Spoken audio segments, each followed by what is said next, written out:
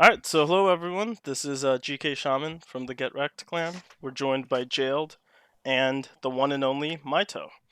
And we are interviewing Mito because he is well known for his China play, and he, as per the series name Pro2Casual, is one of the top casual players, or top pro players. Sorry. Um, and I'll just share screen here quickly for a second. And Mito, I don't know how often you track or look at this, but you show up here, number three, like regularly. So, off the bat, before we get into China, which is the main thing we're talking about, um, maybe talk to me a little bit about like what got you kind of into the game. Like, did a friend introduce you? Other than, and I guess the follow up to that is, other than being super good at the game, what kind of keeps you going? What do you like about it? What's fun for you? Hmm. Well, I guess I started the game back in 2009, and it was kind of because I had played this really old game called Fate of the Dragon when I was even younger. I Okay. was 13. I was 13 in 2009, but Okay. I'd played this game called Fate of the Dragon when I was probably like 9 or 10 years old, and it was also an old RTS game. And so when I saw another RTS game that I could potentially play and get my hands on, I was pretty excited, and that's kind of how things started. And yeah, I don't know, stuck with it ever since. And the reason I've stuck around so long, I guess, is just because there's so much depth to the game. Like even after 11 years, I feel like I can still find new stuff to do and new stuff to learn and try out. And I also like the competition, I guess. Um, that's part of the reason why I've probably attained one of the higher ranks in the game, and Okay. one of the reasons I've stuck around for sure is just because I really like competition. Awesome. Awesome. That's a really good answer. Um, just jailed. Maybe me and you can share a little bit from the casual side. For me, I think I picked this up, and I guess with GK Shaman, I can like officially look. But back in 2014, so not too long ago. And for me, I completely have to echo your statement of this game kind of never ends. I always find new civs or new strats or new maps or just a new team combo or just something that's super exciting. It's kind of crazy how I haven't spent an extra dime on this game, but I mean, if they had extra stuff, I'd spend on it, and I would totally keep going, and I'd buy them. We're all excited about DE. For me, other than being a good casual player, is probably just I like the team aspect. I like being on Discord. I like chit chatting. I like a little bit of healthy trash talk, and I like being buds at the end of the game. What about you, Jailed? Yeah, I started playing before War Chiefs was released. I played AoE 2 before that even. So I played the Age of Empires franchise since like mm, before 2000. So it says Um, 2007. So hardcore. well, yeah, but then I was playing single player before that even. Oh, Um, true, true, true. yeah, no, I enjoyed a lot. I've taken breaks from the game and come back. I'm not quite as competitive in 1v1, or not nearly as competitive in 1v1 as Mito, but I really enjoy the team aspect and working with people. And yeah, I just like the camaraderie of the players and Yeah, that. So yeah, I I really like one thing I really like about Age of Empires 3 as opposed to other RTS games, if we're gonna, since we mentioned this a little bit already, is that like Mito said, there is a lot of depth to the game, and there's a lot of different strategies and build orders and nuances to every single civ, actually. So it makes it really fun. There's always something more to learn, pretty much. So I really enjoy it. awesome. All right, so let's get into sort of like the list of questions, Mito, because we asked the whole Get Wrecked clan, and they had a lot of questions on what to do about China and how to do. Like for us, I mean, for my experience, I've probably played maybe 40 to 100 games as China, which I realize is not a lot. So I do want to say at the beginning, I am not the biggest China fan or player or person, but I have played enough to like know most of the cards and know generally how the Civ goes. And off the bat, the first question that we always get, Mito, is China slow? And to give it to a more concrete question on it, when we play China, off the bat, this is one of the cards. It's Northern Refugees. You get a muster of a Vil and a TC. So with the 300 wood start, you're gonna build a village. You're gonna have your TC. That is at the most a 2 Vil shipment. I mean, at the least. And every other Civ, when you go to it, always, like Brits, France, they all, I mean, obviously not Portugal, but they all immediately have as one of their first cards 3 Vils. So I guess what I'm trying to say is, other than also, and they don't have a 400 wood age up like France does, like a lot of the other civs do. So I guess the first question is China slow? Do you think it's slow? Am I totally off? Is there something else I'm not seeing? Um, right. Yeah. Sorry. Do you mind turning your game sounds down? Sure, Yes, sure. Yeah, please. sorry. Sorry if it's loud. Let me turn all that down. Yeah. Sorry, it was a little bit hard to hear you over that, but I caught all of it. Yeah. It is China slow. Yeah. I think I would say that they are, and they kind of aren't at the same time. It depends a little bit on the style of China you want to play. Okay. Obviously, if you're trying, like if you look at the start of the game compared to other civs, they are a little bit slow. They age a little bit more slowly. Um, but in terms of how quickly they can get a large mass of units, they can get that out fairly quickly. Um, so what I mean by different styles is probably the most standard and well-known way to play China, at least in 1v1, is to try and reach the fortress age as fast as possible. You pretty Hmm. much, you'll hear from people all the time, you always want a fast fortress as China in every situation. And Yes, I've heard exactly that, that. that's where China is known to finally like hit their power spike. Hmm. And if you want to play that style of China, they can be a little bit slow. They're fast compared to other fast fortress civs, but I do completely it's still, agree with that. yeah, Yeah. it does leave room to be punished. But if you do want to play sort of the colonial style of China, then I think they can actually be quite fast. Okay. Okay. Um. Now, one thing at the pro level, I haven't watched, every game, but and Gerald has watched a bunch too. I have seen a lot of players just straight FF, and then they FF, they send the combination of 10 arcs or the 11 Chengdao or the meteor hammers or intervention. They might send in hand mortars and such. This is more of a team deck. And also, my China Hmm. decks are not great decks, so we'll get to that in this video. But I guess what I'm saying is, why don't you see at the pro level, at pro level games, people playing H2 China against a lot of civs? I guess what I'm asking is, are there times you should play H2, and are there matchups where you should fast fortress? And if you don't do those exactly, you could be punished or fail. Yeah, I think so. The problem with colonial China is that you have decent units, but you don't have great ones, and the upgrades that you need to make them good, um, it's hard to justify putting them in your deck. So like China's good in H2 with like Chuko Nu are really Yeah. good. Like they have really good damage against like heavy infantry, like musketeers and stuff like that. Mhm. And you have really good shipments, like eight Chukunu, nine pikemen, seven step riders. Those are all actually like incredibly good Mhm. colonial age shipments.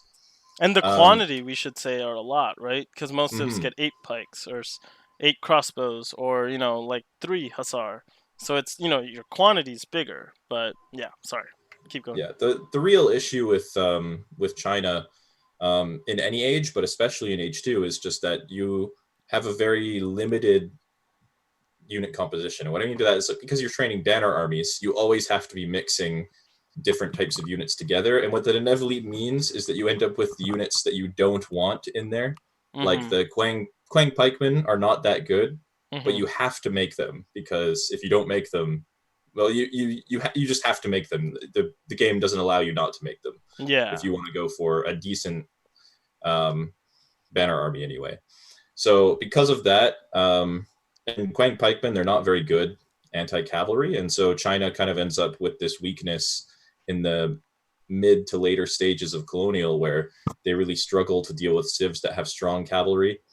Um, and yeah, that's just part of the reason why they don't fare so well. But they definitely can be good, because you with those 3 unit shipments, of course, as we said, being really good, you can ship all 3 of those back to back, maybe with a crate shipment in there somewhere, and then you'll have a really big mass really early on. And a lot of civs have a hard time dealing with that mass. It's just the longer you stay in H2, the harder it gets to end the game in H2 as China. So you always eventually want to try going up to H3 or H4 to Okay. finally win the game. But you can get an advantage in early H2 if you really want to try to do that. Okay. Um. Okay. I really like that answer. Jill, do you want to add in anything? Yeah, sure. Mito's obviously looking at this from a 1v1 perspective. I look at it. I first of all, I'm not. China's actually one of my least. Or it's one of my civs that I'm not as good at. While I have played it a decent amount, I understand the concept of it, and I have casted several 1v1 games with it at a pro level. Um, my opinion on China is pretty similar to Mito, even in team. Early H2, they can do really well due to those shipments, but their units are both not pop efficient, and they're not. They are cost efficient, but you're forced to make units that you don't necessarily want. So therefore, they aren't necessarily cost efficient in that sense, because you're forced to spend resources on units you don't really want. So if the game goes longer in H2, then it's not as ideal for China. But early H2, I completely agree with Mito. I also anyone that watches Pro will understand that FF is expected from China. So yeah, I agree with him in many ways. Yeah. As far as starting off slow, economically, I agree they start off slow, and there are some advantages such as porcelain tower, consulate, also the H3 card that makes all units train fast, including villagers, that allow them to quickly catch up economically and even surpass a lot of cities economically. But a lot of those require H3. So if you're stuck in H2 for a while, as China, your eco isn't as good as several civs. So yeah, Okay. just echoing what Michael says. China is one of the few civs I think that is pretty similar in team as they are in 1v1. Yeah. Okay. Let's move on to the other big question that a lot of so this question gets asked by a lot of newbie China players, I call them, like myself and a lot of others. When you read the cards for China, certain early cards stick out as like, this is a great card. Why doesn't everyone do this? Sort of a thing. And I kind of want to hear like the definitely higher casual level that you represent, Jill, than the pro level, Mito. Why don't more people use land grab? Because as a first or early card, since it makes villages cheaper, patties cheaper, and those are two of the most expensive things for China to build early. Well, I guess not patties, but villages. And some kind of, combination with build a TP, build a village, send that card, get more wood and build more and boom more, or send the first refugee card fast later. Right. Yeah, I think that's a card that some people have definitely tried to use, and I actually don't think it's completely useless. Well, yeah, the short answer to the question is it's too slow. It takes a really long time to make that card worth it. But if you did have the time to build all the villages and then send your villager card, maybe it's okay. The other thing is, because if you go for that and you're delaying aging with your wonder and stuff like that, as Jailed already mentioned, China has really good wonders, and they're usually economic wonders. And so by delaying your wonder, you're actually losing resources from that wonder.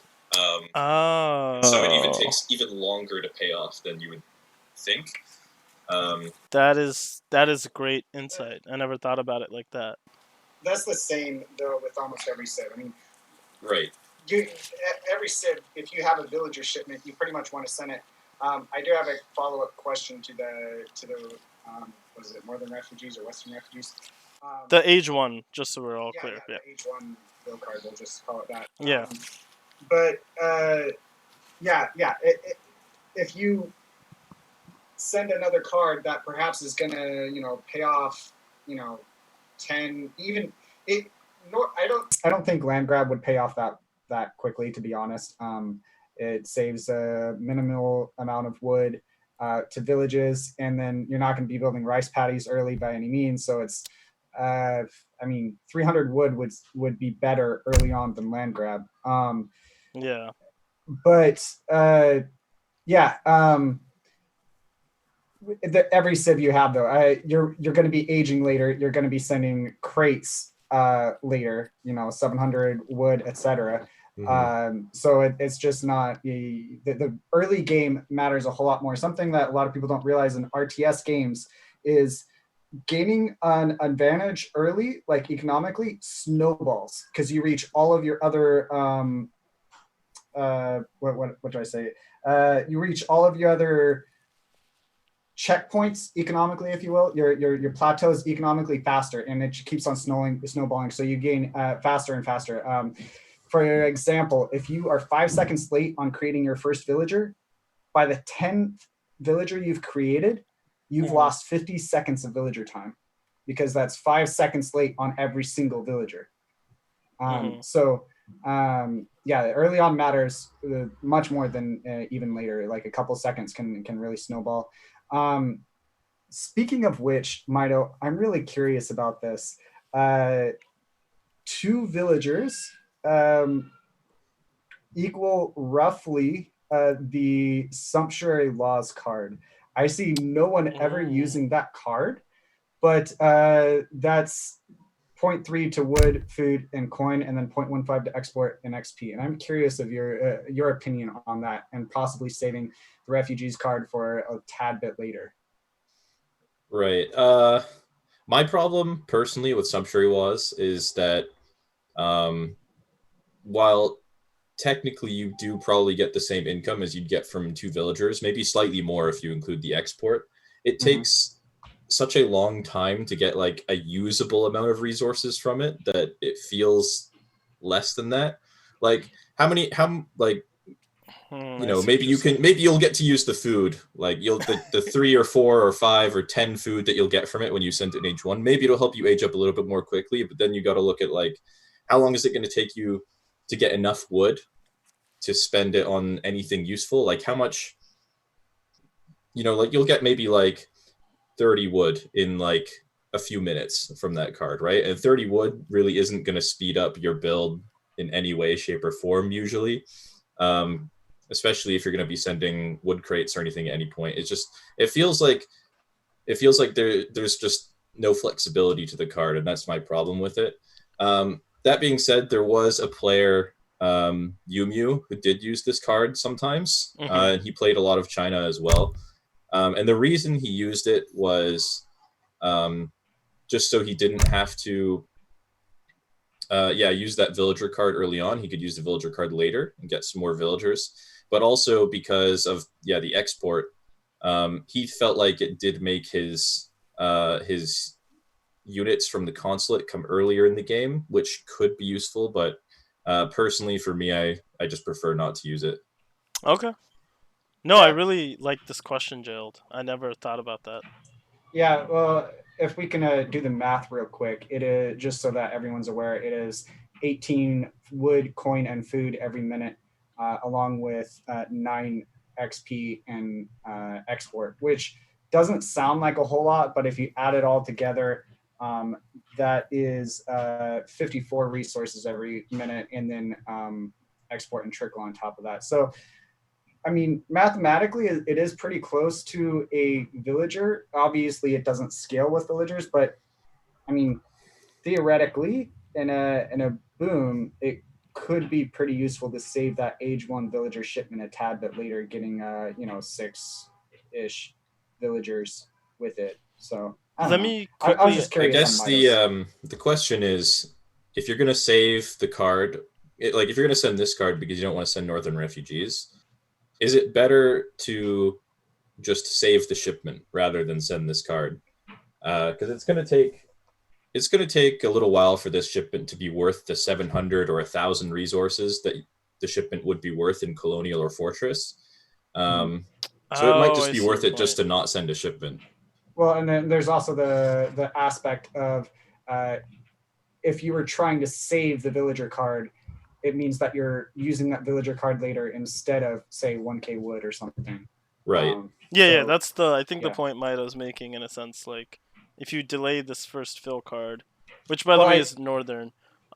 correct me if I'm Yeah. wrong, Mito. I think you're basically just saying not send a shipment at all. Yeah. Uh, Oh, but okay. either way, I mean, it's kind of the same argument. So yeah. I was just curious your opinion on it. I haven't heard it discussed at all. And I mean, mathematically, it's pretty close to 2 villagers, at least before upgrades. Mhm. So I was just curious what your opinion was. Yeah, Jailed. I don't think it's sorry. Yeah. I don't think it's completely useless. I just in my own play, I haven't really liked it. Like it doesn't seem fun to me on top of possibly being that useful Yeah, compared to Vills, so that's just why I haven't used it. no, I hear you. That makes sense. Let me ask one quick follow up to this. Jailed, if you can by chance do the math, what would it be if you sent this card and put both villagers to hunting an animal versus how much the sumptuary law yields in food and wood in the first 4 minutes of the game? I'm putting you on the spot. If you can't, it's fine. We can edit this part All out. But right. how much would it be to? All right. Let me do the math real quick. Because it's Sumptuary yeah. laws is equaling 216 resources. Uh, I mean, for the first 4 minutes of it being sent. Mhm. Um, Oh yeah, and I guess that's we assume we send both cards by the first minute. So by the end of the first minute, both cards are sent. I'm just calculating the first 4 minutes of the card being sent, how much it does to make it simple. Hmm. So 216 resources. You obviously get export and XP off of that. Obviously, wooden coin gather slower than food. Let me do the food real quick. Um,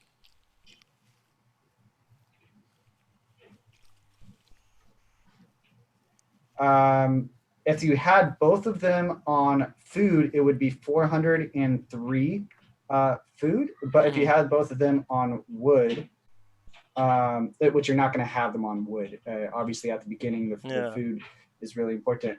But let me put just for comparison, I will do it on wood. It's 240 wood. So, yeah, I think what Mito was saying is really important in that you don't use that wood until you're all ready to aging to 2 to build, a TP or market or village or something. Or if you're doing an FF, you don't necessarily even use wood. And the coin is going to be useful whether you do market or age to 3. But yeah, it's pretty comparable mathematically if you don't have ups. But yeah, I think what Mito says is really important is you really just need that food to age up faster, etc. Yeah. No, I agree. I definitely see that.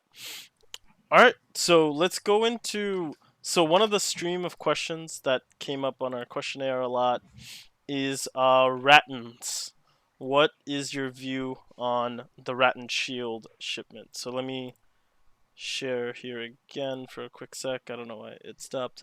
So for rattan shields, they come in. So there's the age 2 shipment of I think 10 rattan Hmm. shields. I don't know why.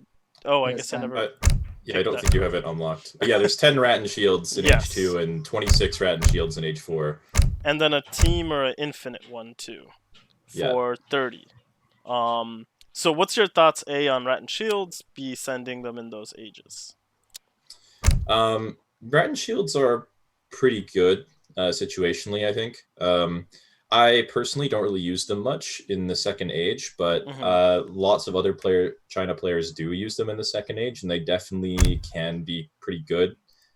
Since China doesn't really have an easy way to mass any sort of good cavalry in H2, sometimes that 10 rattan shield can make a big difference when you pop them all out at once, or if you send them super early and stuff like that. Um, I Okay. think the one in H4 is the one that's really good, especially because there's one thing about rattan shields. Um, so they're like coyote runners, right? They're Hmm. supposed to be like a cavalry type unit, except that they don't actually get countered by dragoons. The dragoons don't have any multipliers against them, so against like any goon based composition, rattan shields are actually ridiculously strong. And even if they're not going for dragoons, it's still pretty good value, and it doesn't cost you any population or anything like that. So yeah, overall, I think they're really good. Okay. This is a Also, yeah. Sorry. follow up to that, I think Mito may be possibly using them on the new EP9 beta due to the natives being buffed fairly heavily, also generally costing more resources, but the shipments don't cost more resources as far as I know. So um, we'll see. We'll see how that goes. But if you're paying attention to EP and the different versions, could be a pretty nice card in the coming balance, if you will. Yeah, it Okay. could possibly be better on EP than it is on the official patch at the moment, but it's still very good on the official patch, I Yeah. think. Awesome. And one thing I hear often is, can I use Rattans to body block for Chuko news? Like essentially use them against cavalry. Is that a terrible idea? Is that okay? What do you guys think of that? It's okay. I Because think I you guess you to bring up the key point, obviously China struggles against cavalry, and you can send 21 mhm. pikes or 18 Chengdao, you can make a bunch of the armies, but whenever you fight as China, and at least this is from my PR level, I always have tons of LI at the end of a fight, and I have no anti-cav. And then I'll make a bunch of batches of armies, but then I'm always just having less and less anti-cav. And in a team game, I depend on my teammates, one of them to go goon, and then I'm happy. I could make the Ming army, which would give me some goons and some pikes, but obviously the pikes would be kited and the goons are never that good. So I know I'm, whining on behalf of all China players, but like what's your solution to all this? What do you think about all this basically?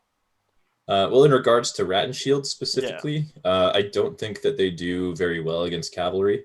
Okay. Um, So just don't see they, them as that. Okay. yeah, don't if you're sending them as a way to deal with cavalry, you probably should just send something else. Okay. Um, in general, I think, yeah, China struggles with dealing with cavalry, especially once the armies have fought, and like you said, you end up with all of your ranged infantry at the end of the fight. All your melee units, all of your anti-cav has died. Mhm. Um, so at least in team games, I don't think it's a super big issue usually. Mhm. But in 1v1, uh, I think China, one of the best ways to deal with cav is China in that Mhm. situation is just to train your own cavalry, because it's the only, like, Chinese cavalry are really unique. Um, in H3 because they have the meteor hammers and the iron flails, and the iron flails are really tanky and low range, so they'll stand in front and take all the damage, and they do area damage as well. And then the meteor hammers have like 5 range, so they'll actually hit from behind the iron flails. So even though they're less tanky, they do a whole lot of damage, and you don't like your units don't bunch up as much as other melee units. And for this reason, they actually do really well against other cavalry as well. So in 1v1, if you're really lacking anti-cavalry, one of the best things you can do as China is just train cavalry yourself.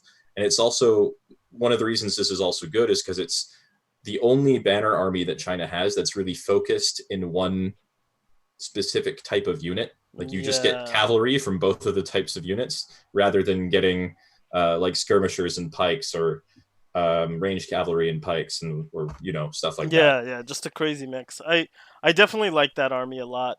This actually brings me up to a big question that I once asked on Twitch, and Riot Coke mentioned that the Pike Bow army, purely economically, is the best army to leave your Temple of Heaven on. And that for the viewers is the wonder that Summer Palace that generates a free army. I think in every certain amount of time. I guess my question to that is a what's the best army to leave that on, whether we're arguing for economy or for military balance, and b what is like the timing of that? If you know, or jailed, if you know the timing, like how long it takes, do certain armies take a lot more, stuff like that. I think it takes about 2.5 minutes.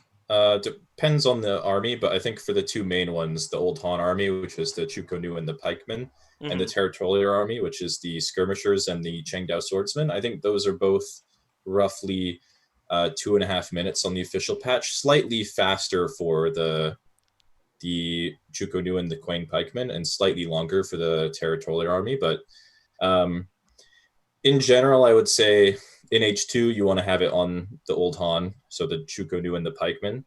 And in H3 you always want to have it on Territorial. The other two armies, the cavalry armies, just they take too long to research or to get.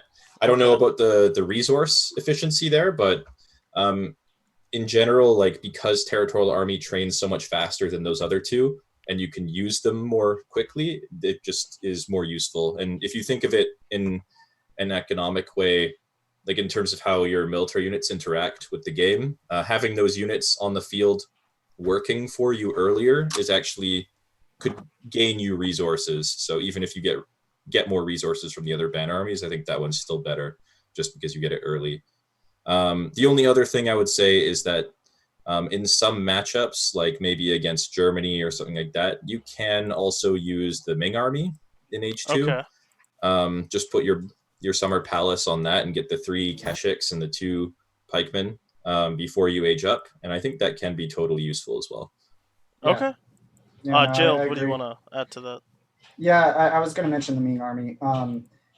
As you know, Germany's fairly, as we've already discussed, Germany has to play around their weakness to Cav, and like Maida was saying, Cav are the Chinese Cav is one of the better answers to that. But I also like the Ming Army some due to it basically helping deal both with raids and also the with the problem with Cav.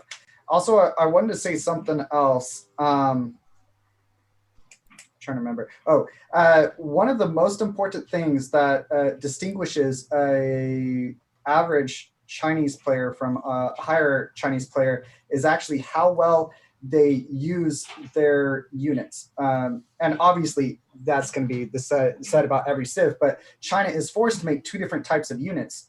So specifically in team, not everyone, especially average players, uses two different types of units. So if you use your pikes really well, use them, only engage with them versus cav or sieging, try to keep them behind your chukanu as much as possible. You're going to be left with a lot more pikes, and after a fight, you're going to have more pikes available instead of losing all your pikes and then you only have light infantry. You discussed that a little bit earlier, and I just really wanted to point out the importance of using pikes and or Qingdao well. Yeah. That's actually that leads into my next question. So Mito, this might be a easy one, but out of all the civs in AoE 3, if you had to like single out one civ where if you could put all your, like player points into micro, would that be for China? Like, could you argue that certain civs are right click civs and China's the one civ where you can't right click into the opponent's army? Um, this is kind of funny actually because I think China, at least at a higher level at the moment, has the opposite reputation Yeah, of I don't know the higher level, so I'm gonna let you and Jailed talk to that. But yeah. right. So Oh, so and by the way, let me restart the Zoom. It's gonna cut out in a minute. Let me. I'm just gonna ask the question again, and we're just gonna open up the same room, but I'll open up a new Zoom so it like doesn't cut okay. us off. So be back in just a sec. Awesome. Starting recording. Let me start recording here. All right, so we're back. So big question: is China a right-click civ or is it a micro civ? And just for the viewers, when you attack move in this game, it's referred to as right-clicking. So the implication is you don't need to micro a battle. You can just look away, do economic things, come back, and your army has hopefully won. And the point of a micro civ is you'd have to kite a lot, or you'd have to be careful your ally wasn't destroyed, stuff like that. So go forth, Mito. School me So, what this is. so yeah, I think there's room to micro with China for sure. I mean, um, you pretty much always have like heavy infantry with China, which is something that, or hand infantry, I should say, which is something that a lot of other civs don't continue training. Hmm. Um, After the second age usually. And so because of that, there is room to micro, if you want to use cover mode a lot and stuff like that, to try and absorb some of the enemy's fire. Or you can also, you can train disciples all the time. You can focus fire with your skirmishers. Sometimes focus firing with your skirmishers is really important with China, especially once you send the repelling volley card that gives them like extra multipliers against dragoons and heavy infantry. Okay. But China, I think in the colonial age, they are a little bit more micro dependent than they are in later ages, just because they don't have great cavalry in the second age. So, for example, your steppe riders, um, they have like a multiplier against light infantry. And so, because of that, you want to make sure they're always attacking light infantry, or else they do like almost no damage to anything else. Um, and you don't get very many of them either. So you want to make sure that they're always attacking the right units at the right time. Your pikemen, they want to either be in cover mode or else holding off cavalry. You want your monk in cover mode. You want to be training disciples all the time. You want your chukonu to only be focusing heavy infantry if you can, because that's where they do the most damage. So there is definitely a lot of room to micro in the second age. But what I was saying before with the fortress stage and later stages of the game is China sort of has somewhat of the opposite reputation, where they can be kind of a right-click civ because they have so many melee units all the time. They always have a mix of like Changdao swordsmen, the Hmm. monks, disciples, and then like this big beefy line of cavalry with the meteor hammers in the back that can attack over the other melee units. Yeah. And once you have that army, you can often just right click and decimate a lot of enemy armies, where it's kind of on the opponent to try and micro as hard as possible, and you maybe don't have to as much. Yeah. Yeah, No, definitely jailed. But there is Yeah. definitely Sorry. room to micro for sure, even in that situation. yeah. Early on, when the armies are smaller, micro matters even more. Um, Hmm. when armies are really large, micro matters a little bit less. And obviously, positioning of armies, focusing specific things such as cannons, or making sure that uh, you know your heavy infantry and I'm going to say light infantry here. We've been saying light infantry. I just want to specify we're talking about ranged infantry, skirmisher type units. Hmm. Light infantry are also somewhat of a different class of units, rather confusing. But yeah, position of armies, the larger army you have, position of armies matter a lot. And the importance of micro falls off a little bit. It's still important, obviously. But yeah, so China tends to have really large armies, and so I think that's a little bit their right click, shall we say, stereotype comes in. Okay. Um.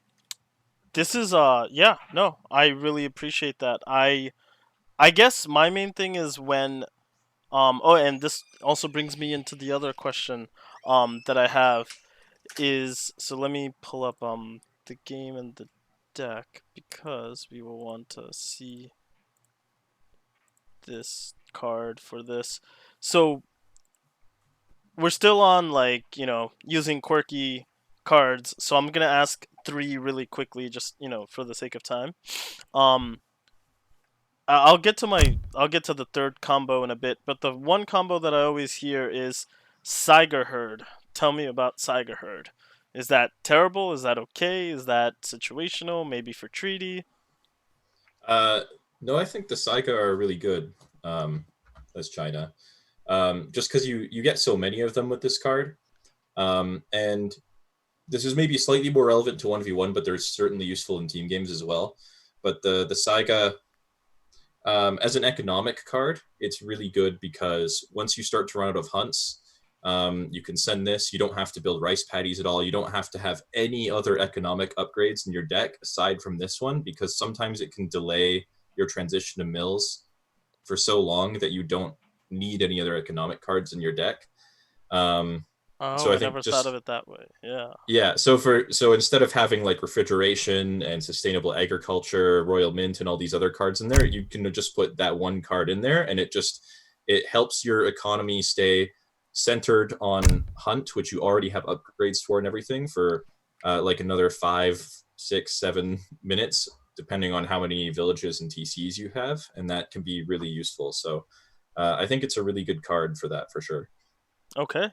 Um, so then the other odd card that everyone talks about, can't really decide. Confucius gift. Where's that the most useful? Why Treaty. is that a card? I guess this Yeah, is what I it's think. it's a treaty card for sure. It's not the speed of receiving cards is not super useful in 1v1 or team games generally. Hmm. But yeah, it's really good in treaty, as Jailed mentioned. Just because you have like a couple of really good infinite cards, and whenever you're sending an infinite card, at least in treaty, you're going to be sitting on that population for like 40 seconds while you wait for the card to Oh, arrive, and so you okay. can't train any units. But once you have this card in, it arrives so much more quickly that um, it's like just training a unit instantly, basically, rather than sitting and having useless population sitting there for 40 seconds. Okay, okay. I love that. Thank you. That is Outside super of helpful. treaty, I don't think it's useful, either in team or 1v1. Okay. Yeah. Yeah. Now, what But if just let's say this was maybe 79%, but what if Confucius gift was a team card? wait, I'm not following your No, question. but Hmm. what if Confucius gift affected your team, Jailed? Oh, Uh, It would. I still don't think it would be super useful. Um, yeah, I feel like it'd be hard to justify sending it over like an upgrade. Or Um, 1,000 wood, or just because it's yeah, H3. So everything I think is compared it's just to. it doesn't Yeah. the value it gives you is really hard to quantify. I think um, in a not treaty situation. That, yeah. You could maybe say like, oh, by allowing the teammates to get their upgrades sooner and stuff like that, there's some value there, but I think it would take a really long time to pay off compared to sending another card. I agree. yeah, I agree with Mito. Theoretically, even if it was 99% faster shipments, it doesn't make you get XP for the shipment any faster. I mean, theoretically, if you had, a team that coordinated everything perfectly and you always got, for some reason, you pretty much always went to the late game, theoretically, it could be useful. But that is so far out of the realm of reality that it's, yeah, it's just not Yeah, useful. you got to think of it in terms of resources spent. Like Mm-hmm. this card is a Fortress Age card, so it's essentially worth 1,000 resources. So let's just say you had like 500 wood and 500 coin lying around. Do you want to spend that on getting a tech that just lets you get other techs faster, or do you want to spend it on a tech that makes your cavalry like 20% stronger, Yeah. Or just get more cavalry, or or just just, get more yeah. cavalry or something? Yeah. Even if it was your 25th card sent, so like you sent it like post imp or something in team in a 4v4 or something, it still wouldn't necessarily be as valuable as having another either military shipment that you had the option of sending earlier, or a eco shipment, whether it be crates or mills, plantations, whatever, or just there's so many other cards that would be better than it. So yeah, even if it was team, I wouldn't value it Okay. generally. Yeah. So And the other key card. So one thing that I see sort of a theme of here is with China and with I think any civ in this game, there are cards that in certain situation are so fantastic that people think that they're broken or should always be used, and then there are cards that immediately pay off and that are well-known staples like 700 wood, 700 coin. um my question, I guess, and it's to both of you, since both of you are much better at this game than me, should lower level PR players, if they want to simply improve on this, you know, on this sorry, let me see this and go on this metric of PR, right? If they simply want to improve their supremacy points, do they need to stop thinking about this is cool and start thinking about this wins? And I know that might be an easy yes, but kind of go into that. Like what made you guys fundamentally change your thinking about the game and the civ that made you win more? you Hmm. can go It's a first hard if you want, question. Mito. I can answer first if you want. You can follow up, Mito, if you want. Sure, go for it. Sorry if it's too, theory, but yeah. For me, it's more my personality. Like Mito was saying, I always want to improve. I always enjoy competition, and I don't enjoy losing it. Something else about me is I enjoy functionality more than the appearance of something. So the wow factor to me, like a unit having amazing stats, is more wow to me than a just like cool, this cannon shot and it's really loud and it's awesome. Each has their own purpose. I understand that there is some wow factors, the cannons and whatnot and all that, but uh, the at a fundamental level, the stats and functionality of a unit matters a lot more. In short, to answer the question of whether a player would improve by caring less about WoW, or sorry, their PR would improve if they cared less about the WoW factor and more about the shall we say the functionality of cards and whatnot. The answer is yes. They would. Their PR would improve. Now, to each their own. Having fun is pretty important, and if someone cares, there are some personalities out there that if they cared only about functionality and didn't care about the WoW, they would they kind of enjoy the game less. So I don't know, just do what you enjoy. Really, that's at the end of the day, it is a game. But for me personally, playing well in a competition is part of it, and so I definitely do care more about the functionality of the unit or card than the wow factor of it. Yeah, I think for the most part, I gotta agree with Jailed there. For me, it's just like I remember um, when I was newer to the game, I would always go like mercenaries and stuff all the time, and I just at some point like I just stopped doing that and realized that I just started winning more games, and I just enjoyed winning games more. So I started looking at what was actually good. Hmm. But yeah, all that being said, like there are players who can make weird stuff work or non-standard stuff or stuff that's arguably suboptimal work. Like look at players like Azamp. He's Yeah, I one of know. the It's like I think we're all thinking of one player. he's like one of the best players in the game, and he throws priests at you and wins. Like so if you want to make something work, there's probably ways to do it depending on on what it is. I mean, most of what Azamp does, usually there's some merit to it. Hmm. You can't just make um, you can't just make spies against anything and win, for example. But Hmm. there's way Mercenaries. you don't have to conform to the what's agreed to be the best to actually win games. Yeah. Okay. No, Yeah. I want to touch on that just a bit because I Sure. very much agree with Mito, and I realized that my I didn't I could have explained myself a tad bit better. I do enjoy strategy immensely. I honestly probably enjoy the strategy of the game even more than winning, which is weird, I know to some. But I enjoy making strategies that other people haven't made, or at least I've never heard about. So I enjoy that a lot.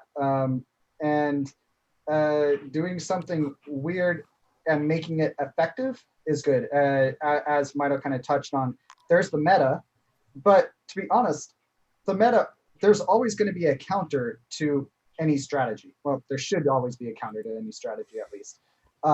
And so there is a counter to the meta. And sometimes that can be off meta. It can be a weird strategy, and finding something that makes it work is a lot of fun. Mm-hmm. I guess it's just if you're gonna do something fun, it has to be effective. If you're gonna do something fun or something non-standard, you got to ask yourself, what does this do better than the standard thing? It's gonna have weaknesses. Like, you got to know what it does worse, but if you know what it does better, then you can always find a situation in which it might be useful. Yeah. Knowing cards and how they work, like I was saying, sumptuary laws earlier, knowing the math of cards and making something work is important.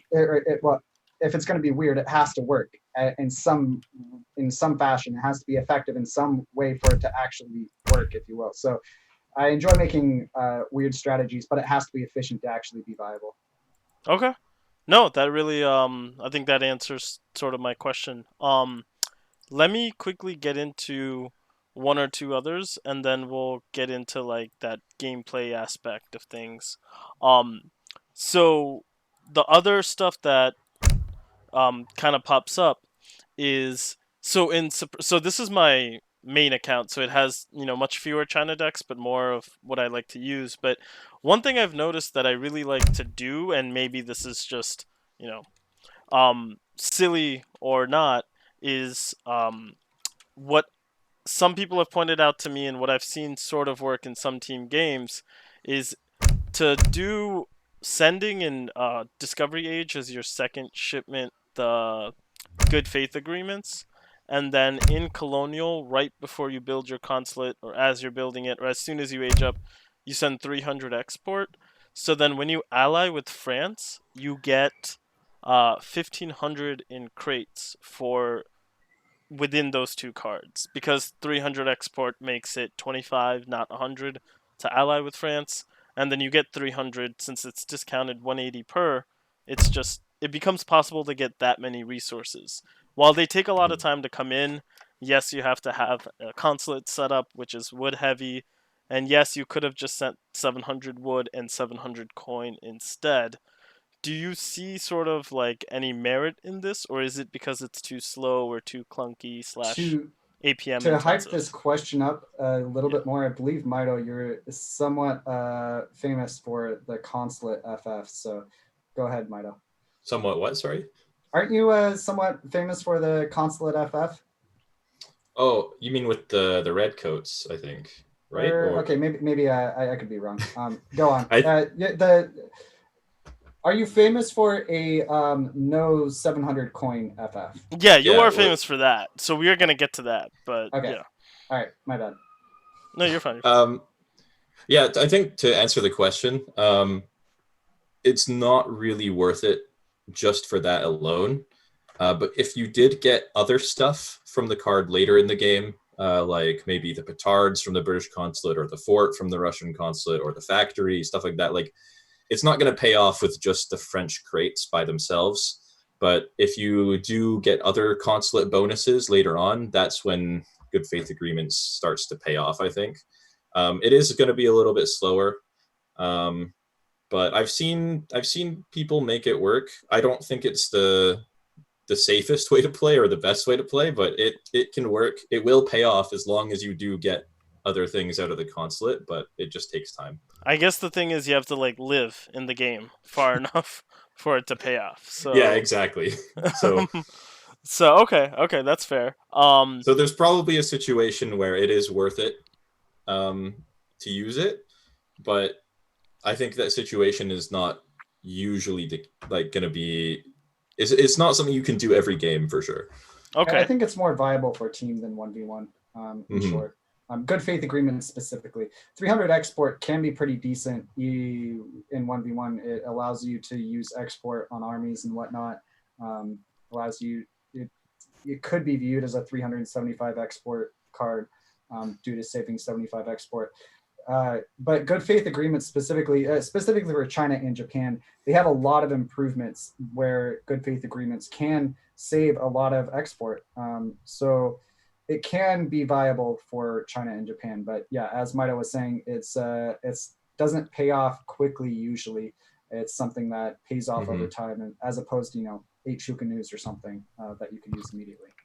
Yeah. And the other question is, since we're talking about um meta strategies, why is sorry if I'm always getting the wonder wrong. Summer Palace.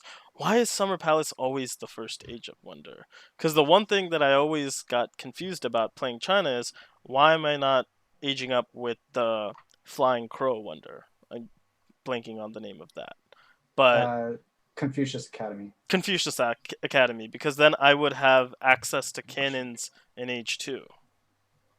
Um, so I guess the short answer is just that the Summer Palace gives you the most value of all the other wonders you could make in the Second Age. Mm-hmm. So, for example, the Confucian Academy that makes you the Flying Crows, and I think gives you Forchuko Nu if you use it Yeah, to the Second Age. yeah. Um, First off, Forchuko Nu is just less resources than 400 food that you get from the Summer Palace. Um, True, true. and the Summer Palace also gives you units about 2 minutes or 2.5 minutes after you build it, whereas the Confucian Academy takes 4 minutes to train one Flying Crow. And Oh, those units are going to be more useful when they pop than the one Flying Crow, because the one Flying Crow, especially if you're still in the Second Age, it actually the Flying Crow is unique among cannons because it actually gets more range with each age. So I think in the Second Age it actually only has 18 range, whereas a normal cannon like a Falconet has 26. So it won't do wow, I enough never knew damage. this. Okay. Yeah, it won't do enough damage, and it won't have enough range to really be super useful in the colonial age. How much Um, does a H4 Flying Crow have in range? I think 28 or yeah, I think I 28 believe it's range. 28. Yeah. Wow, okay, I never knew this. I'm sorry. I never knew that it changed just inherently. So, Uh, Yeah, so that's why the Confucian Academy specifically isn't worth it. The other wonders, um, for example, like Disciple the Wonder porcelain White Temple or White Pagoda. White Pagoda. Yeah, if you did want to use the White Pagoda, the Second Age is a fine place to use it. I think actually, I've lost to Disciple Rushes at the highest level of the game before. It can be good.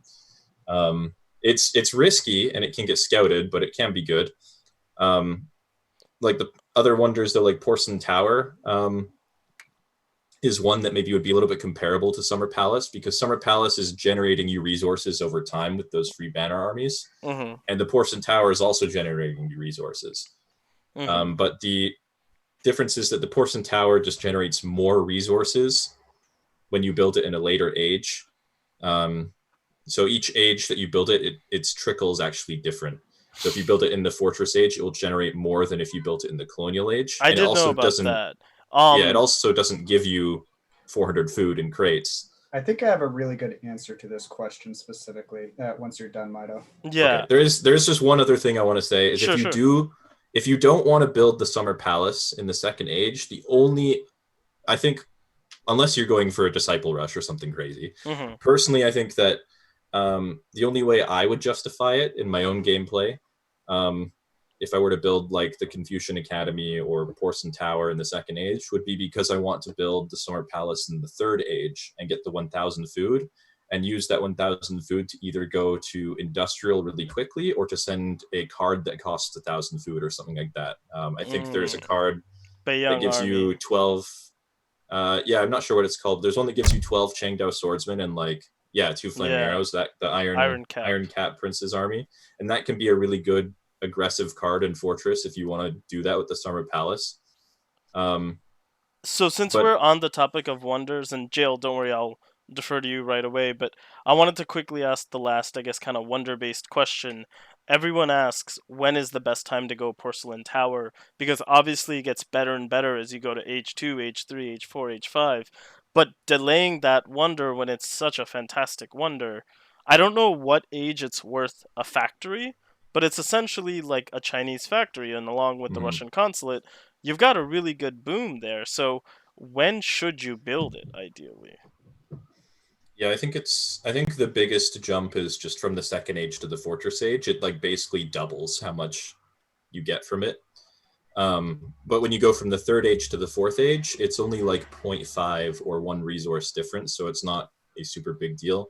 So I'm build not it sure when what it you're is in in age five, H2 but going to H3, just so we're on the same yeah, page. that would be probably the ideal time to build it in most situations. But there are going to be situations where you want to age with the Confucian Academy or maybe even the Yeah, Summer to get Palace instead. skirms and all that. Yeah, okay. Mhm. Um, Um, Jail, weigh in on all of this. So best okay. first wonder, when to build Confucian Academy, the All right. disciples. Yeah. So it's really important when figuring out build orders is understanding your civilization's strengths. The China specifically, like we've already touched on, is really good at a early age two, not very good at a late age two, like staying in age two for an extended period of time. They're also really good at an FF, and they're also pretty viable for C, at least in my opinion, from team. And from what I understand, that is that extends also to 1v1 pretty much. Correct, Mito? I think so, yeah. Yeah. They're also good at well, you don't always want to do this. You don't want to do this blindly, but a fast industrial or semi-fast industrial is pretty viable also. So with that in mind, if you are trying to put a lot of pressure early H2, Summer Palace is amazing. If you're trying to do a FF, Summer Palace is amazing.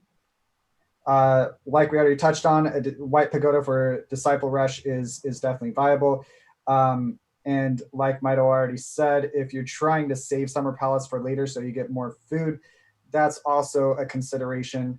But generally speaking, the default should be Summer Palace to H2, unless there's an unusual circumstance. As far as Porcelain Tower, yeah, like Mito already suggested, to H3, I've actually me being shall we say a little bit newer to China, at least not understanding China as well as I could have.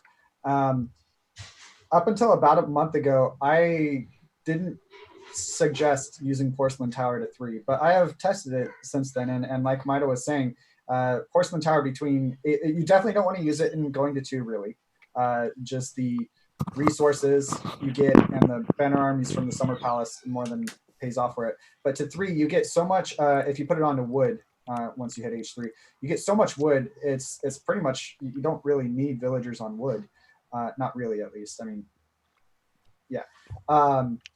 And so yeah, to 3 is pretty good. But I think to 3 and 4, some people at a pro level even use Confucian Academy to 3 and Porcelain Tower to 4, or vice versa. I mean, there is merit to both, but I actually agree with Mito. I wouldn't have probably understood it as well a month ago, but Porcelain Tower to 3 is really good. And then if you save a Confucian Academy to 4, you get that many more arquebuses. I will say, if you're trying to do it for an age 4 timing push, if you send Confucian Academy earlier, you're going to get a Flying Crow right about when you're going to be pushing hard. So there is that to take into account. But yeah, Porcelain Tower to 3 is amazing. Yeah. Okay. Yeah, I think you answered it the best way possible when you just listed like if you're gonna with any build order you do, Summer Palace just makes it a lot easier to do, and it's just a lot stronger most of the time. So yeah, that's the main reason that you always go Summer Palace to the second age. Yeah. Okay, that makes sense. We're gonna take a quick break. All right, so we're back, and so Mito, one of the bigger questions that came up, Jailed has it too, is a like I would love your help in making a Chinese water deck because I feel like there's so many cards China always needs. But B, the one thing I've heard with Chinese water that's really good is to get let me go to the actual, I have to also pick it, but we'll make the deck later. But the key thing is there's a card that's Team 1 Fushuan, and this is apparently a boat, and I've been told this by Enki, which is one of our regular Rect members. This boat has, I think, a 65% ranged damage, like armor. I don't know if I'm saying it. Range resist, sorry. And that is huge, apparently, when fighting Aztec canoes. And so that's why it's sending Team 1 Fushuan or being able to build Fushuan, and it's only 200 gold. This is apparently a very key water staple. But talk to me about Chinese water. If it can stand up to Aztec water, what's the ranking of Chinese water with all the other water civs? And B, Uh, just kind of, what you think of it overall. okay, well, just to say one thing quickly about the canoes, and I think this is a little bit of a misconception that's a little bit hard to understand with the game sometimes. Hmm. Canoes, even though they have a ranged attack, they actually use their siege attack against boats. So the ranged armor actually doesn't play into canoes versus warships at all, unfortunately, for Oh, the wow. other civs, because the siege damage will actually ignore that armor. Um, so it's not as good in that sense. But yeah, in general, I think China has a lot of really good tools for water, for sure. The Fuquan specifically, I remember in the recent land tournament last year, when H2O was casting, he's another really strong player. When H2O was casting, there was someone in that tournament, Dairuga, was using the Fuquan a lot. And H2O is basically just calling it a super frigate because it's just got more stats than a frigate, Hmm. and so it's really strong for sure. Um, and having the one card or even the team card is really really strong when playing water yourself or playing against water. Um, Okay. yeah, I guess so. To go into a little bit more detail about Chinese water, I think it's good. Um, because you have all the upgrades you kind of need. You don't have amazing upgrades, but you do have decent upgrades. You've got the improved warships, the European cannons. Um, all of that, though, doesn't really matter as much as the demolition ships, the fire ships. Although you aren't going to get the resources, like you can't keep them alive. You're going to be spending them to kill stuff. They really help against civs that do have really good warship upgrades. So you don't need upgrades for those ships to be good, I guess is what I'm trying to say. And they also two shot. They like two hit kill docks, Oh, which is the also really demolition good and train ships. really quickly. Yeah, the fire Okay. ships. Okay. The Yeah, fire. I think they're called Wow. fire junks. Fire yeah, junks. I think Yes. so. Yes. I did not Yeah. know that. So That's amazing. Okay. yeah, So they're not the they're war junk, but the fire junks. Okay. they're really good because if you're in a big naval fight, you can just keep training. You can just keep training them, and you train them in like 10 seconds each, and you can keep all your warships alive while you just keep sending them in, and so you can wear your opponent down that way. Okay. Yeah. Um, yeah. We before this question before we recorded, Mito was saying that China is their main weakness, at least in 1v1, is that they are slow to get they're weak to two caravels because they can be slow to age. Mm-hmm. Um, Okay. so yeah, just I agree with that. Even in team, that is one of their main weaknesses. I mean, there are some ways around it. You could put extra villagers onto, say, the Summer Palace or whatever card you use to age the two with. I mean, whatever wonder. But I actually in team, and this is controversial, but I rate China as the second best water civ behind Aztec on RE and on EP. They rival Aztec. The reason for that is they're fire junks. Like Mito was saying, they're absolutely amazing. They take down docks super fast, and if your opponent doesn't have docks, they're not going to be able to rebuild their navy, or even bend. They can't garrison fishing boats and et cetera, et cetera. So fire junks are absolutely amazing. Also, one really important thing to point out is when it comes to cards, China has the best cards that support teammates' warships, such as team improved warships, absolutely amazing card. Team 3 fire junks, Team 1 Fushuan or Fuquan, however you pronounce it. Sorry. Yeah. But yeah, they are very viable on water, in my opinion. I was talking to someone last night, and they were very surprised to hear me say that I rate China so highly on water. Until you play against someone that is really good with China on water, you probably wouldn't agree with me, but once you do, you will realize they are very potent. Yeah, I definitely agree with the team cards as well. There's one other thing I was going to say about it. What was it? Oh yeah, I think also if you're playing, you don't necessarily have to be water booming. Even if you're just playing land against water, I think China has some of the best tools available to them there, because hand I mortars. have heard that. Yeah. I have Yeah. heard that. Hand mortars are really good against warships, and you can ship so many of them, and they only cost one population. The biggest thing is they're in H3 also.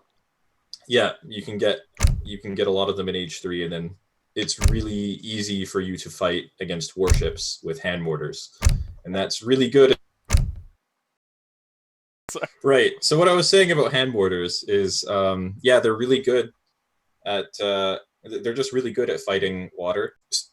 I'm just thinking of some specific examples. I remember playing games on quick search against some people who like to just sit on the coast with their warships and just abuse the warships' power as much as possible against the land army. But you ship your 7 hand mortars, you train some hand mortars, and it just ends up not being a problem. So there are for those that are familiar with the maps, such as Baja California on EP, or something like Yucatan on RE. The Team 4 hand mortars have straight up won games before, for just the ability to basically control the water so much.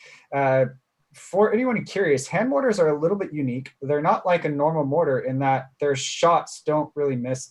Correct me if I'm wrong, Mito, but they're more like a culverin. So they're very effective. Age 3, that's another excellent reason why they are one of the best water civs in the game, in my opinion. I also wanted to say something on water. It is important to note that China is a little bit lackluster when it comes to booming on water. They don't have the schooners card, so they have like the compared to 70 other wood civs. one. Yeah. Yes, but they don't train, at least on EP. They don't train fishing boats faster. Oh, that's right. Yeah, because Yeah. they don't have that advanced stock card. Right. So I mean, they're a little bit lackluster when it comes to booming, but they still have lots of the gather rate percent increases for fish and whales, etc. So they're not bad when it comes to booming. There are a few civs that are better, but as far as fighting, they're exceptional in water. Definitely agree with that. There's also a really fun water card that China has that doesn't see much play, but when it does, it's it's fun. I think Gerald knows what I'm talking about, but I think it's, you get one like one of the Woku outlaw junk. boats. Yeah. Yes, I was about to ask just about and that. then 10 petards. that card is actually really good, I think. It's not always useful, but when it is useful, it's hilarious. It's so much fun. Yeah, it's only, you're not talking about horse artillery, infinite. right? It's the infinite one. Infinite one. No, the with 10 petards. Okay. Yep. And it's only 1,000 gold, which is Is the Woku junk a good ship? No. No. Okay. It's not a good ship, but just having the utility of being able to ship like to land those petards Mhm. potentially behind walls or even just on the coastline and taking out all the docks on the coastline or something like that, it can be a Yeah. really good card. In tandem with the port's spyglass, it can be absolutely ridiculous. Whoa. Okay. Oh yeah, if you use the spyglass to change your waypoint, Hmm. and then yeah, Oh. ship them to the coastline or even to like a pond or something behind someone's Hmm. base. Yeah, it could be quite good. Yeah. That is awesome. I never even thought about that. So okay, awesome. We have only just two more questions, I think. So um sorry that there's so many questions. I feel like there's just a lot of uniqueness to China that, I'm not going to ask you about Muscus here. There's like, a ton of units and a ton of little things, and I feel like there's always some Yeah. strategy that can be used. Um Flamethrowers, Chinese mercenaries, and the last thing was um just I guess, best matchup, worst matchup, and sending 300 wood first. So, which one would you like to address? Um,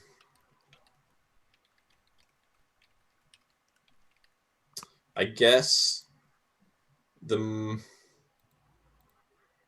I don't know, just pick one, I guess. Okay, sure, sure, sure. Yeah, yeah. So mercenaries. Let's talk mercenaries. Everyone's always, looked at the Chinese home cities, and the first thing you kind of notice is China has some crazy mercenary shipments, and you can get a bunch of Manchu out, 10 plus the 5 plus the 9. You could get a bunch of iron troops. You could get the cart to train iron troops. You could get Mhm. tons and tons of Chengdao to flood the field. You can even get, the Woku junks, and I'm sure, you can use the village population slash provincial administration, which is, I think, a card in one of these, that, like, makes the pop more in a village. Like, you can use, like, you could creatively, when you discover the Civ, think of a crazy strategy around that, along with maybe even team engineering school, or just there's a lot of possibilities. So I guess what I'm asking you is there any point to Chinese mercenaries? I don't see it at the pro level, so I imagine it's not You, an always you're actually successful. incorrect on that. You do Oh, see okay, the okay. mercenary shipments at a pro level. Sorry, You, yeah, you, not a yeah. mercenary base Um, strat, but mercenary well, shipments. Yeah. so yeah, we've already talked a little about the Woku like water Yeah. mercenaries and Hmm. also Yeah, the rattan shields. Both can Yeah. obviously be good. Um, the Manchus obviously a very good unit for just in general, but great for China because as we've mentioned already as well, China kind of has a weakness to cavalry at certain stages of the game, and that can kind of help cover that weakness. Yep. Iron troops we haven't talked about at all are a unique Chinese mercenary, and they are really strong because they have the fastest firing animation and rate of fire in the game, as well as a 60% ranged resistance. Um, and that just makes them exceptionally strong when fighting against other ranged units in the game. So they definitely can be really good. Um, you said there's not much use, well, for mercenary based strategies at a high level for China. Mhm. Um, but I think that's actually not quite true. Recently, there have been people who have been trying out that card that allows you to train iron troops with some mixed success. Okay. I think I've lost to it before. I think Lucas L99, he's another really good China player. I think I lost to him doing that. And it definitely can be good. It's not always good, but it can be good. Okay. And also, I remember even way back when I first started playing on ESO, I remember seeing China players who would always build monasteries on the official patch and just train mercenaries all the time, especially since on the official patch, sometimes you can get like mercenaries like Mamelukes or Almedi available in the Fortress Age, Mhm. which is really good as well. So yeah, I think China definitely has strong mercenaries and they can definitely be super useful. Okay. Do you just see them as a complement to the main Chinese army then, and not necessarily making the meat of the Chinese army? Like, what I mean by that is obviously Hmm. Germany's known for improved mercenaries, the card and the strat. Hmm. So, do you sort of see mercenaries as like a great plus to China then versus? Yeah, I don't think base all your cards on them. yeah, I think usually you wouldn't want to have an army of entirely mercenaries.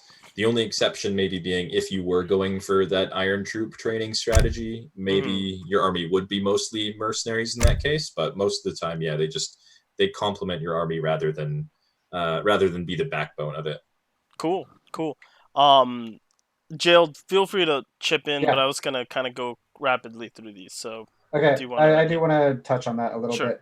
Um, on RE, there is only one strategy with going mercenaries from Saloon Monastery, that I think is consistently reliable, and that is decoy, thuggies as Germans. Uh Uh, huh. Only certain maps have it. It's Decken specifically is really good for it. And Germany are exceptional at it for a couple reasons. A, they have a pretty decent eco early. They have the card that makes their population or the houses worth more population. And third, they have a H3 card that makes the mercenaries really good. So the civ that I consider second best for going thuggies is actually China. Um, I know it's not something it's meta at all, but if you're looking at the stats and everything, they have a card that makes their houses worth more population. They have in H4, they do have the all units attack and hit points increased by 8%. So it's not nearly as good as the German. I'm not in any way saying Germans or they're better than the German going thuggies, but it is definitely an option. Um, Okay. and if we're touching on China, on their strengths and weaknesses, one of their weaknesses, especially in team, is that they're forced to make two different types of units. Um, on RE, there are only a couple exceptions to that, and that one is going mercenaries, and two is going on RE specifically Black Flag Army, where you build basically arquebus and flamethrowers. So they're kind of the same type of unit. Mm, Um, and then also the cavalry, like we already touched on. Just a little bit of information there. Mercenaries as China, I think, is a little bit more viable than some civs due to it covering some of their weaknesses in having to create units that, like, if you're creating banner armies, generally you're creating a unit you don't specifically want at the same time. Mhm. So I will say that as far as shipments, Nine Manchu has won many a 1v1 pro tournament game. I have seen that myself. It is an incredible card. Um, Team 5 Manchu, it's, in my opinion, it's the top three military shipment in the game. Yurmi, I would consider better, yep. and then perhaps Spahi better, but Spahi's H4, so do with it what you will. But it's an exceptional card. Touching on Iron Troops really quick, they have low range, high rate of attack, and really high range resist. So in some situations, they can be really good. In others, they aren't super amazing due to their low range. They can be kited semi easily, um, but their low range in mass with other troops can actually be an advantage because it makes your high range resist units always being focused by the opponent due to being in front, or not. Mhm. Not always. There's micro, etc. But yeah. So just touching on that, I think that's it. Yeah. The opposite of obviously the merc shipments are the food shipment armies. Mhm. Obviously, it's completely different, but do you see of any, like, one thing that I always thought is Chinese shipments are awesome, but some of them also cost a lot. So do you see of any of these 1,000 food or 2,000 food for the 8 flails and 3 crows, or I think there's also the 30 22R Gubusier and 8 hand mortars. Mito, did you ever see any of these food shipments as fantastic? Or Um, yeah, I think there's a couple of them that are useful. one of them I mentioned earlier, being the 12 Cheng Dao and the 2 flamethrowers, I think can be good if you're playing really aggressive in early Fortress. Hmm. Also, the 22 arquebusiers and 8 hand mortars can be really good as well. It's just decent value, and you get a lot of skirmishers. Um, Other than that, this isn't really a military shipment. I don't think the other ones are really good. Hmm. Like the 8 iron flails, 3 flying crows, the 8 Keshiks, 8 steps. I don't think they're very good. But this isn't really a military shipment. But I think Old Han reforms is kind of Oh yeah, ridiculously we're gonna overpowered. talk about Old Han for sure. Yeah, so that one, goes without saying. Yeah. OP, always send it. You win every game. Uh, but yeah, no, I think some of them are definitely good for sure. I Yeah, guess like sorry, Gerald, I do want to say this and then I'll let you talk yeah. right after. Um I always get confused by this because everyone always says like, "Oh, you're China, just get to age 4. Just send Old Han. Like, what are you doing? Just you win." And I have seen the power of Old Han. I have played enough China to be like, "Wow, Quang Pikeman with Old Han and with Manchu Combat has a times 5 multiplier against Cav, and for some reason, 3 or 4 of these little guys can smash an Indian Mahout, or 5 or 6 of them maybe. But what I've seen that power, and maybe I'm totally off. But I guess what I'm asking is China Old Han or bust, or is there much more to it? Is Old Han just one of their most powerful weapons? Mito first, and then Jailed. Um, yeah, well, it's just, I mean, it's dependent on you getting age 4, right? If you get age 4, and if you haven't like Chuko Nu and Kang Pikeman, and if you get the card out, it's really hard to lose after you meet those 3 conditions. Hmm. But yeah, if you just look at the value of the card, it increases damage and hit points by 100%. And Yeah, if you compare that to an Imperial Age upgrade, it's twice as good as an Imperial Age upgrade. and you're Um, getting there in H4 and not yeah, H5, so I, 8,000 there's res less. there's a meme in the community where it's like Old Han reform, like Old Han in H4 is H6 units. So it's really good for sure. Okay. Um, and then yeah, Jailed. I was going to say something I forgot to mention about Summer Palace is it depends, I think, a little bit on what age you're using it. In age 2, Old Han or Ming is very, very good. In age 3, there's a lot of different options there. But age 4, if you sent Old Han reforms or on EP or Old Dynasty reforms, the the the Summer Palace doesn't create units slower because of that. It doesn't create, you don't obviously aren't spending any resources on that, but you get extra buffed units. So using Oh, leaving it Summer on Old Palace in Han army. conjunction, right, and with the reforms is taking that into account is really important. Yeah, as far as Old Han reforms, China being Old Han reforms are bust. In 1v1, I wouldn't say so. And 1v1, FF is exceptional. That is kind of the go-to. There's some other options like we've touched on, but FF is exceptional. A semi-FI is pretty good. You can use that in conjunction with Old Han reforms, but it's in no way Old Han reforms are bust. In team, I wouldn't say it is Old Han reforms are bust. FF is once again exceptional, but the way that it's often played, especially below, shall we say, captain or maybe even below major, it's usually played like that. Old Han reforms are bust, and I think honestly that lends itself to why some people consider Old Han reforms OP. A lot of players focus so hard on getting to age 4 and sending that card and trying to do really well really early, using it really early, that if they do it, other players aren't necessarily in age 4. They're not going to have age 4 upgrades on units, and it seems to be more powerful than it perhaps should necessarily be. I think there are some other units that can deal with Old Han reforms decently well. And so I don't know. I think that kind of lends itself to part of the reason, at least in team, why people consider Old Han reforms so OP. Do So you to fight Old Han reforms? Is it mainly cannons? Is it mainly cav? Is it what would you say? Jailed and then Mito.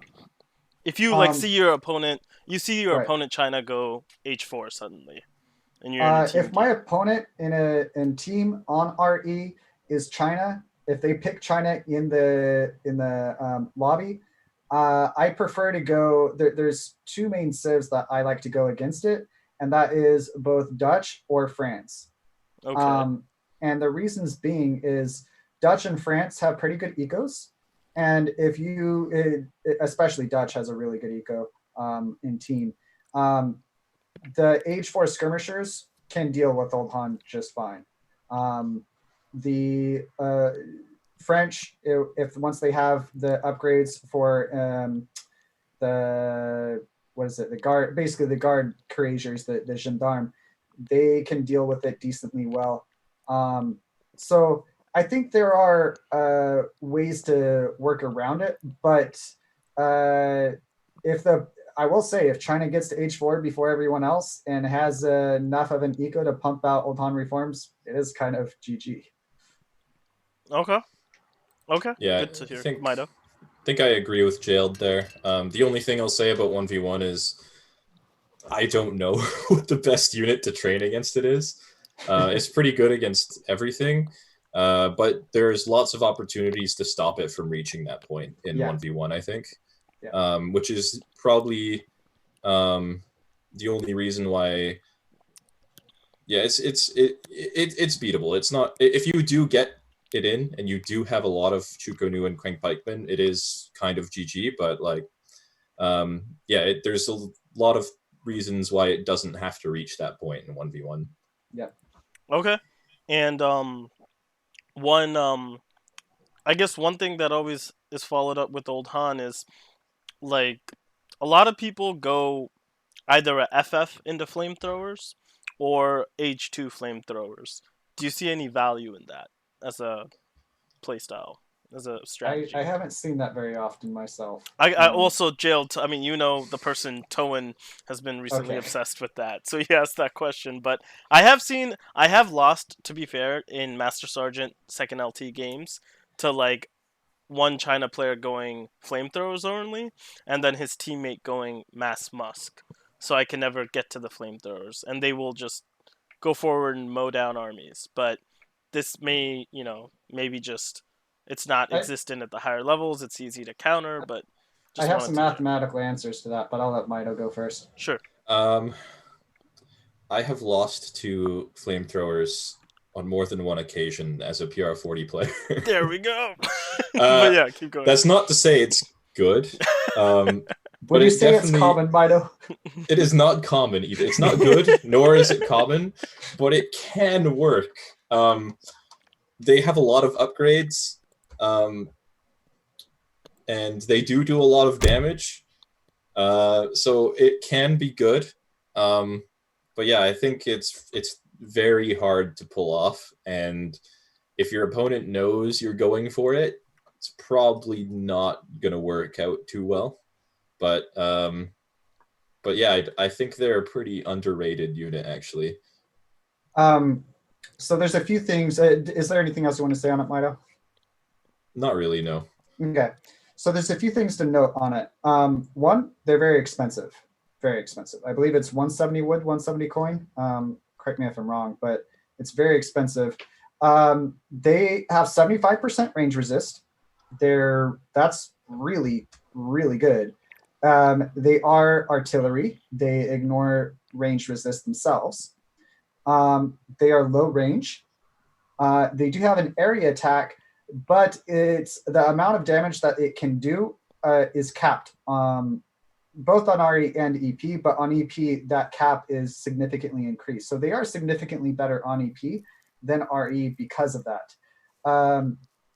It's also a Chinese unit that you can make that you're not forced to make other units you don't want to. Such as if you want to have a bunch of Chukunu, you're forced to make Yeah. Old Han, Quang Pikemen or the Step Riders. But flamethrowers, you're not forced to. There is a few situations where I think they are terrible in, and one of those is versus Ottomans. Due at least in team, due to Avis ignoring the range resist of the flamethrowers, and they just get completely smashed by Avis. And there's some other situations too. They are exceptional versus units such as Cassador due to them ignoring the Cassador's range resist and also having high range resist themselves. However, if the Cassador are microing due to having longer range than the flamethrowers, that is something else to take into account. I would say they're a situational unit. They are very expensive. I wouldn't say in any way that they are OP, but you can make them work, and they are fun. Something else to note that not everyone has noticed is the upgrades for them, the cards for them. Increase them by 20% instead of 15% like almost all other upgrade cards in the game. So both Oh, okay, I see that. Siege yeah, combat H3. yeah. Uh, so 20% attack and hit points for that, and then also the H2 ones are 20% attack and 20% HP. So they get a combined basically 40% more attack and hit points as opposed to 30% like other units. So all of that to summarize with, they are a unit that can be good situationally and can be a lot of fun, but they are definitely not OP. Okay. Um, and that kind of just brings me to my last question, and it's kind of a joint question. A, does anyone ever send 300 wood first in the PR40 level as China versus sending northern refugees? And B, is there a Chinese native strategy to yet be made? Because they have a lot of the cards that you would want, like India does too, but like Chinese nats, is that a thing? Is that totally not a thing? Mito, you can answer in whichever Um, order. okay, so for 300 wood, um, I think no one at the top level really sends it.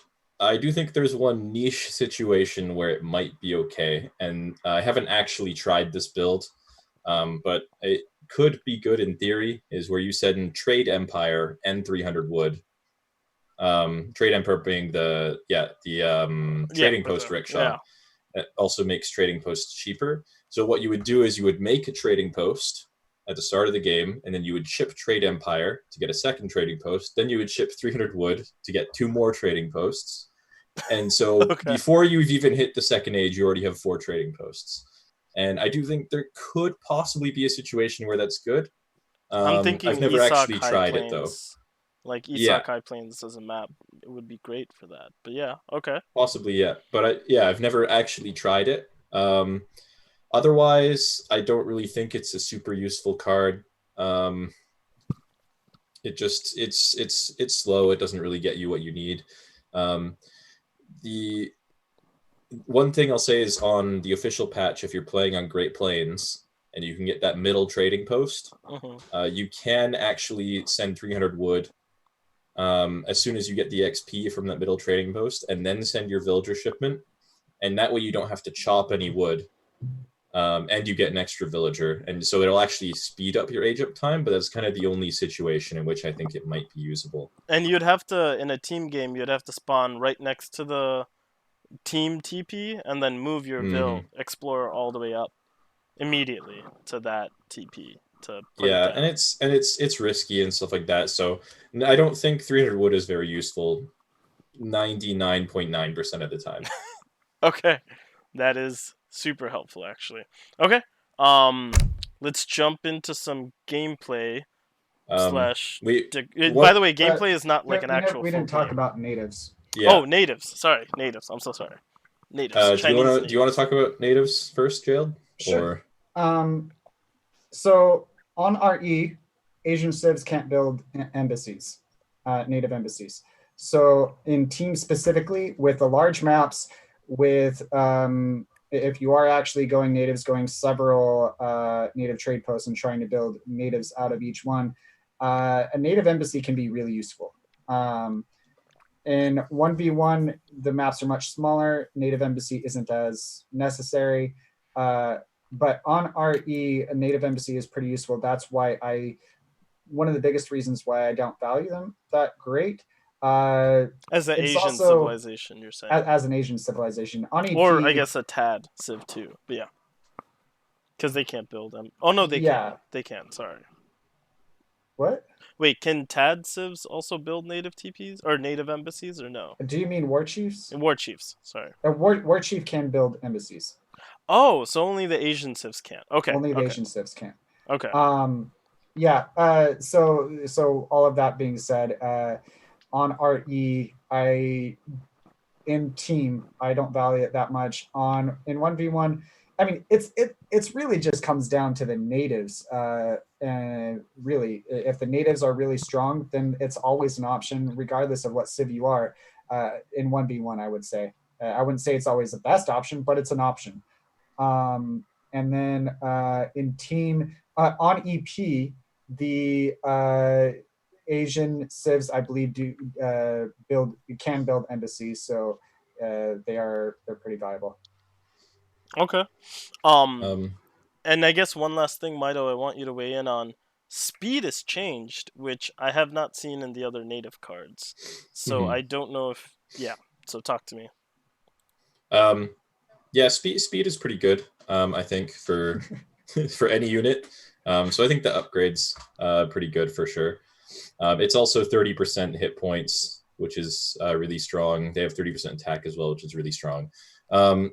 One thing I will say about natives in regards to 1v1 is I think it is actually a good strategy with China to go natives. I mean, it is a little bit dependent on which natives are Yeah, of available, course, like yeah. Jailed said. But the one thing that's really nice about going natives is China, is that they don't cost population. Like if you ever try to play normal Age 2 China and you send only unit shipments, it's really hard to train units while doing that because you have to build more villages rather than spend all the wood on training new banner armies. But if you're going natives, you can actually ship all the unit shipments and continuously train units without building villages. So you actually have, there's actually like a really strong native rush strategy that not very many people use that I think is often actually quite good.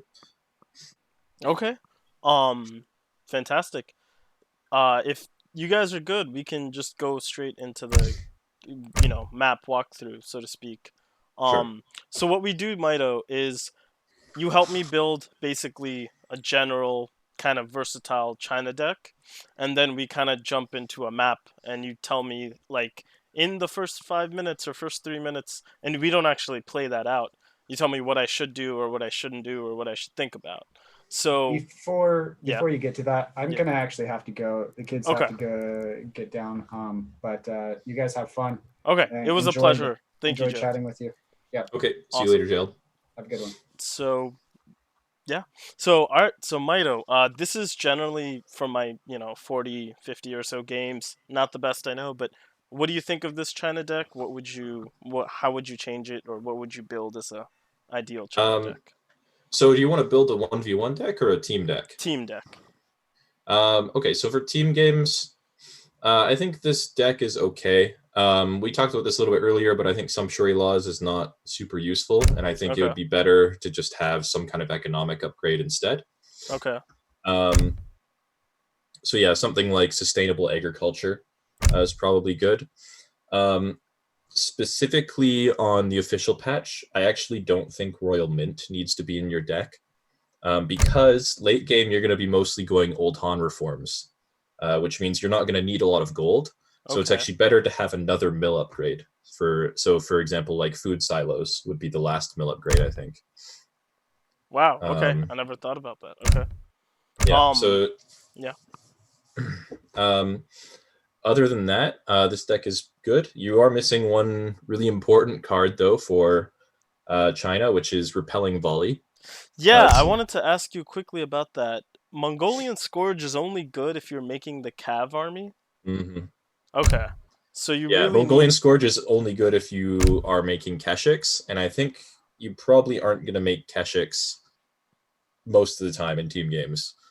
Okay. Yeah, so yeah, standard army hit points, the one you just put in there is fine. I would take out the infinite 30 rattan shields as well. Put in probably 26, just because it's way more affordable. It's just way better for its cost. Oh And wow. Okay, yeah, you're right. yeah, it's I way just better for its realized cost. I And never looked at that. Okay. Four um, rattan shields cost 1,000 more gold.